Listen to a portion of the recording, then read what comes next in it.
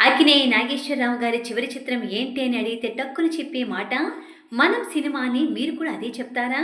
అయితే పప్పులో కాలేసినట్టే.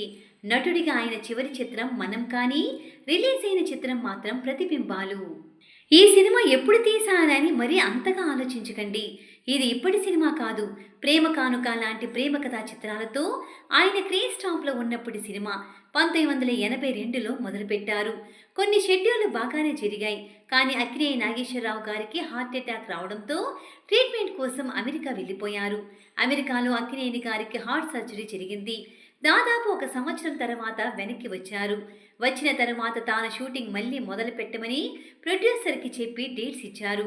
అయితే ఈలోగా జయసుధ గారు గర్భవతి కావడంతో ఆమె షూటింగ్కి నో చెప్పింది. దాంతో అక్కినేని గారు వేరే ప్రాజెక్టులో బిజీ అయిపోయారు. అలా ఆ సినిమా కొన్నేళ్లు ఆగిపోయింది. తరువాత మళ్ళీ షూటింగ్ ప్రారంభించినా కూడా ఈసారి ఫైనాన్స్ సమస్యలతో మళ్ళీ వాయిదా పడింది.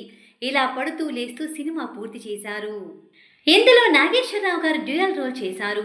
ఇంకో హీరోయిన్గా తులసి గారు నటించారు. ఫైనల్ ప్రింట్ చేతికొచ్చిన తరువాత కూడా మరోసారి ఫైనాన్స్ ఇబ్బందులతో ప్రొడ్యూసర్స్ రిలీజ్ చేయలేకపోయారు. అలా దాదాపు 40 సంవత్సరాల మూలన పడ్డ ఈ సినిమా ఎలాగైనా విడుదల చేయాలని ప్రొడ్యూసర్ జాగర్లమూడి రాధాకృష్ణమూర్తి అనేకసార్లు ట్రై చేశారు.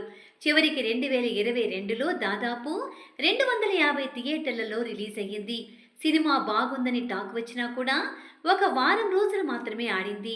అక్కినేని గారు ఫ్యాన్స్ మాత్రం ప్రేమాభిషేకం చిత్రం అంత గొప్ప చిత్రమని, అప్పట్లో విడుదలై ఉంటే రికార్డులు సృష్టించేదని చెప్పారు. ఇంకో ఆశ్చర్యకరమైన విషయం ఏంటంటే సినిమా పేరు ప్రతిబింబాలని పోస్టర్లలో వేసి రిలీజ్ చేసినా కూడా సెన్సార్ సర్టిఫికేట్లో వచ్చాడు వచ్చాడు పెళ్లి కొడుకుని ఉంటుంది. అలా ఇద్దరు డైరెక్టర్లు డ్యూయల్ రోలు 2 పేర్లతో వచ్చిన ఈ సినిమాకి ఈ జనరేషన్ పిల్లలకు కూడా నచ్చేలా ఉందని టాక్ వచ్చినప్పటికీ కనీసం 2 రోజులు కూడా థియేటర్లలో ఆడకుండా వెళ్ళిపోయింది. చివరికి అక్కినేని గారి చివరి చిత్రంగా రికార్డుల్లో మిగిలిపోయింది.